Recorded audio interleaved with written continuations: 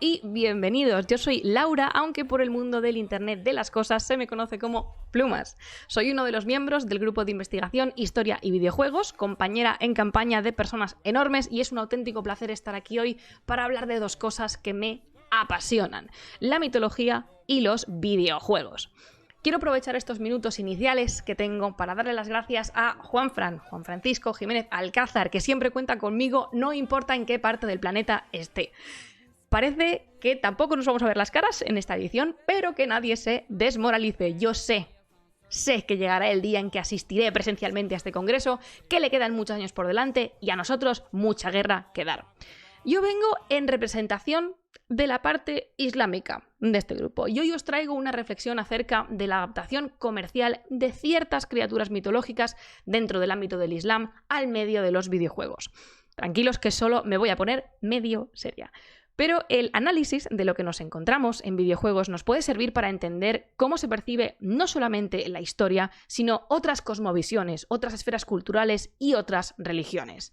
También es interesante observar qué tipo de selección se ha hecho cuando se quiere elegir una forma u otra de representación. Es decir, sabemos que los videojuegos no van a poder representar la realidad compleja de lo que supone un universo cosmológico. Pero ¿cuáles son los motivos de que se escojan uno u otros rasgos de ciertas criaturas? Y especialmente, ¿son estos rasgos reales? ¿Están fundamentados en un estudio o derivan de percepciones alteradas? Lo vamos a descubrir de la mano de aquellos que nacieron sin humo, pero del fuego. Los que son y los que no son. Los que nos ven, pero que nosotros no vemos. Esta presentación está dedicada a los Jinn y espero que les guste, porque como se enfaden conmigo, mañana me puedo despertar con una nariz nueva en la frente. Pero para empezar, ¿quiénes son los Jinn? O tal vez, ¿qué son? Los Jinn son criaturas sobrenaturales que ya existían en la Arabia preislámica y que fueron integrados dentro de la religión del Islam y su cosmografía. La cosmografía es el entendimiento que cada religión tiene del mundo, la cosmovisión, cosmografía, cómo está hecho, cómo se organiza el mundo y cómo funciona. Puede que hayáis visto el nombre transliterado con la D delante de la J, y eso es correcto que lo escribáis así, son simplemente diferentes formas. Yo uso la tabla de transliteración del ISHMES en la Universidad de Cambridge y por eso la D no me hace falta. Dicho esto, y aunque os los hayan intentado vender como tales, los Jinn no son demonios, son espíritus, que a veces pueden resultar benefactores y otras muy dañinos para los seres humanos, pero no quiero que os quedéis con la asociación cristiana del demonio mefistofélico. Y sé que decir esto con aquí el amigo en pantalla parece que me contradigo un poco, ¿no? Pero los Jinn no son demonios, son espíritus que no llevan bien que se les moleste. La palabra Jinn viene del verbo árabe jan, que se traduce por esconder o adaptar. Por cierto que Jinn ya es plural y también es singular, pero algunos dialectos lo pluralizan como Jon y el singular como Jinni. Por si os quedaba la duda gramatical, podéis usar Jinn como plural. Los Jinn aparecieron en la cultura popular y fantástica europea desde finales del siglo XIX y principios del XX, con las primeras traducciones de Las Mil y una Noches. Y en este proceso de adaptación a otros formatos, a través del tiempo y del espacio, de repente tenemos la figura del genio, entre comillas, que concede deseos, un genio anclado a un objeto físico y que existe para cumplir los deseos de los mortales, en lugar de los espíritus libres y con voluntad del folclore de Oriente Medio. ¿A que ya nos estamos imaginando a alguien? Bueno, pues en realidad este genio de Aladín no está tan alejado de lo que puede ser un Jinn, o algunos de ellos, por lo menos. Y sí que me gustaría aclarar que este no es un análisis de si los Jinn que encontramos en los videojuegos están bien o mal adaptados. No se trata de un análisis tan simple de una realidad mucho más complicada. Lo que pretendo es analizar la percepción de Oriente, en concreto del Islam, a través de sus criaturas mágicas. Vamos a conocer un poco a los Jinn primero.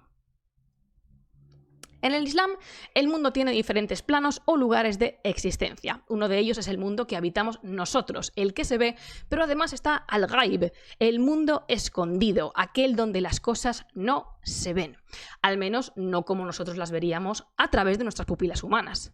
En al-Ghaib es donde los verdaderos demonios, porque acordaos de que ya hemos dicho que estos no son exactamente los Jinn, donde los demonios, los ángeles y otras criaturas habitan y éstas responden ante Dios de una manera o de otra. Los Jinn tienen un estado un estatus especial. Ellos viven en un estado liminal de la existencia, lo que quiere decir que transitan planos, que son y que no son, y que depende de su poder pueden existir donde les apetezca. Son de la Tierra, pero no podemos verlos porque también pertenecen a lo oculto. Los jinn son tan importantes porque, a pesar de que su existencia es anterior a la revelación del profeta Muhammad y el establecimiento del Islam, estos aparecen en el Corán, que es la palabra de Dios, de forma que pasan a ser un elemento más que define la religión. Dentro del Corán encontramos dos historias al respecto de su nacimiento. En la sura 15 se cuenta que nacieron del fuego de un viento ardiente y en la sura 55 se cuenta que aparecieron del fuego, pero un fuego que ardió sin humo. Vosotros decidme si no es un nacimiento épico.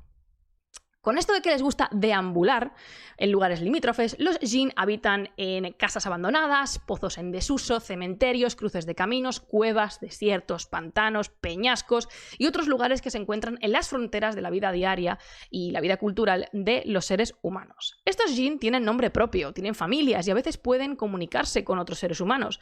Por ejemplo, tenemos a Al-Ahmar, ahí es ese jinn, literalmente el rojo, es ese personaje que veis a la derecha. Ahmar es uno de los 7 reyes jinn, probablemente las 7 figuras más poderosas dentro de este mundo sobrenatural, porque sí, los jinn tienen categorías. De eso vamos a hablar un poquito más adelante. Los jinn no son buenos ni malos, al menos no de forma inherente. Ellos pueden elegir cómo comportarse, si ayudar a los seres humanos o si acabar con ellos de un soplido. Acordaos de que lo importante es no molestarlos. Este aspecto de lo sobrenatural es desde luego, ¿sabéis?, apetecible cuando queremos crear un universo mitológico en nuestro videojuego y queremos añadir un toque exótico, algo diferente. Porque probablemente alguno ya tenga en mente esos jinns que hemos visto en videojuegos. Así que, ¿cómo pasamos de esto a esto? Aunque bueno, en realidad, ¿cómo pasamos de esto a esto a esto? Ganáis puntos extras si podéis escuchar ese GIF o si de repente estáis cantando mentalmente. ¿Son los jinn orientalistas? Seguramente hayáis oído hablar de este libro. Edward Said, su autor, plantea la existencia de un Oriente desde la perspectiva de un Occidente construido, que como consecuencia construye Oriente también. De forma que Oriente se entiende como un elemento que Occidente define e ilustra. Es Occidente quien escoge cómo definir los patrones que identifican un Oriente que, por otro lado, está poderosamente marcado por la religión islámica. El Islam es el centro, lo que nos muestra una visión sesgada y que atiende a unos parámetros concretos. Para Said, una de las consecuencias del mundo electrónico y que llama posmoderno es justamente el refuerzo de los estereotipos a través de los cuales se define y se ve Oriente. Imaginaos que estáis apretando las tuercas de un submarino. Las 3 o 4 últimas vueltas de la llave, las más tensas, esas son las consecuencias. Esa es la forma en la que se establecen y se refuerzan los estereotipos. Esto no es algo que nos venga de pronto, en el siglo XX, sino que tiene que ver con una tradición que llevamos arrastrando desde el siglo XIX, y digo arrastrando porque no es especialmente positiva. Hemos convertido en estándares asentados unos estereotipos culturales que intensifican esa visión imaginativa del Oriente misterioso, entre millones de comillas. Entonces, ¿cómo encajan los jinn en todo esto? Lo vamos a ver con nuestro primer caso de estudio y cómo pasamos del jinn al genio. La mitología se ha percibido como algo performative, como dice Mark Allen Peterson, al respecto de los jinn en el cine, en un espectáculo adaptado y anclado en una imagen muy precisa. El crecimiento de una idea de folclore global, en el que todas las tradiciones mitológicas tienen cabida, ha facilitado que las industrias del entretenimiento se apropien de imágenes locales, las transformen, las adapten y las hagan circular a lo largo y ancho del globo. A veces adaptarlas tanto quiere decir transformarse en esto. Esta adaptación se aleja del estudio clásico de sociedades y culturas, no tiene conexión con el universo mitológico o antropológico, sino que se fundamenta en productos secundarios, desde las traducciones de las 1001 noches, cuentos que alguien les ha contado o películas, incluso otros videojuegos. ¿Qué le ha pasado entonces al jinn? Al jinn se lo ha anclado poderosamente en el esquema de una sociedad de consumo a partir de una figura, la figura de una criatura sobrenatural esclavizada que obedece y actúa, pero que no pregunta. Esta figura mágica con capacidad de conceder deseos, algunas veces infinitos, es un modelo perfecto de una sociedad cuyo objetivo es la obtención y acumulación de bienes, de riquezas. Hemos pasado de una criatura con voluntad, con personalidad, con capacidad de decisión, a una figura de color azul que sirve, de nuevo, sirve y atiende, pero no pregunta, solo hace. Os podéis imaginar de qué forma esto es jugoso. Uno de los juegos, vamos a hablar un momento para atrás, uno de los juegos donde se ve esto es en Golden Sun, donde los Djinn son una herramienta. El jugador los acumula y los usa como energía para su propio beneficio. Y esto es una opinión personal, pero creo que estas criaturas se llaman Djinn como se podían haber llamado de cualquier otra manera. De verdad. No es mi intención analizar la estética de los Djinn en los diferentes juegos, pero no hay que observar mucho para localizar los elementos fundamentales de su iconografía, los que los definen al primer golpe de vista. Si ahora mismo nos pidiesen que pensáramos en un genio, esa palabra latina adaptada del árabe, probablemente nos encontraríamos pensando en algo muy similar a lo que veis en la pantalla: la piel de color azul, en la mayoría de los casos, atuendos reveladores, joyas y turbantes. Esos que no falten, que se tiene que notar que esto es Oriente. Turbantes, porque además el turbante se ha utilizado y se ha estandarizado como un símbolo iconográfico de la religión islámica, aunque solo un porcentaje de los musulmanes llevan un turbante tal y como lo vemos en los medios. Otro día os contamos de eso.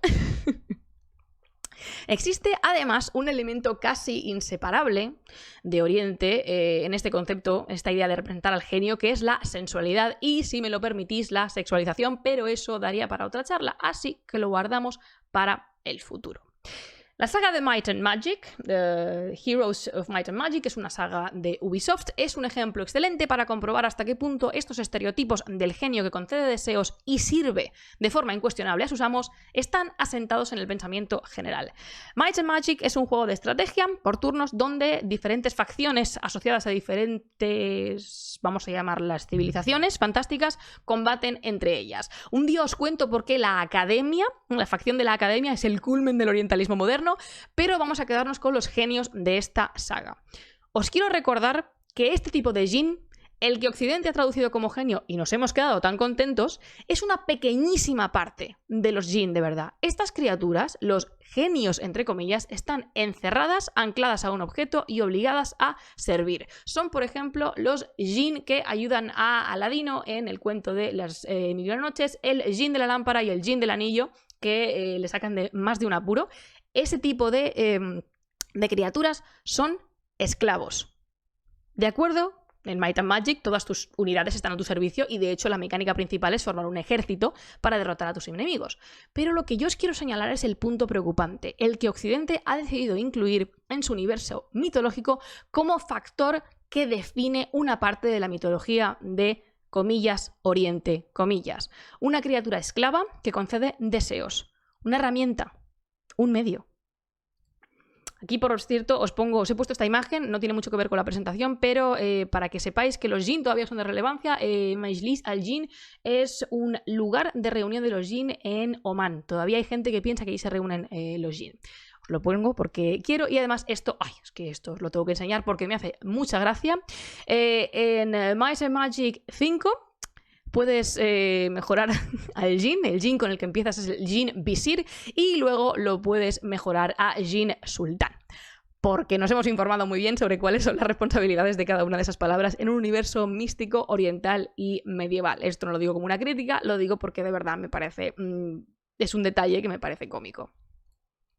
Otros videojuegos han optado por una representación más cercana a un ser elemental que a un Djinn de verdad, como la saga Guild Wars, donde los Djinn son criaturas que pueden o no ser hostiles, pero también responden a una estética muy concreta, y el color azul, por supuesto, que no les falte a los Djinn principal.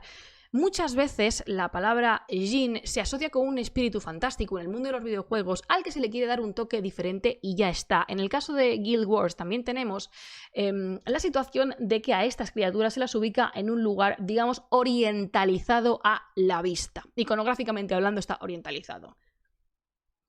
Y aquí es donde pasamos al otro tipo de Djinn, que se ha quedado en nuestras retinas y nuestros corazones para siempre, el Afrit o Ifrit, para los de la saga Final Fantasy.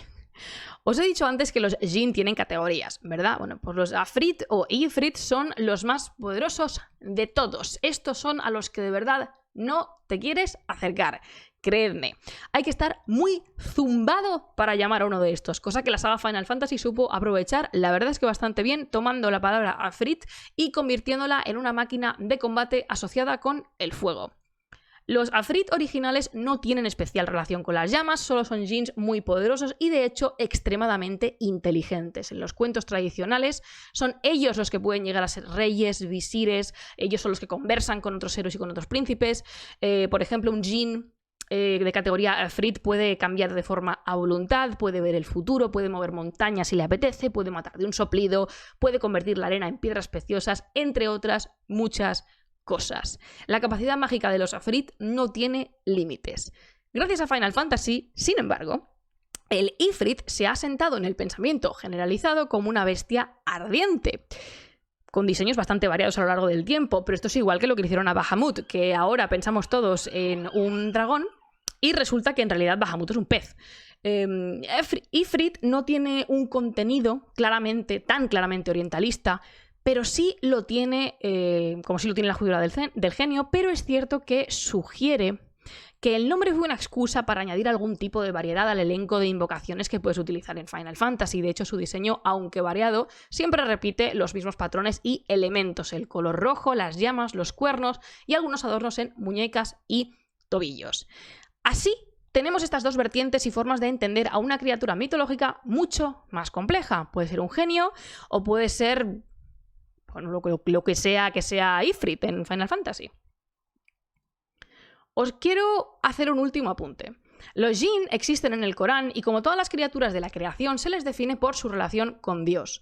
Los Jinn pueden escoger si ser creyentes o no. Sus poderes quedan limitados y eliminados ante la presencia divina y, en general, esta presencia divina es la que determina qué tan lejos pueden llegar. ¿No me habéis escuchado mencionar a lo largo de esta presentación?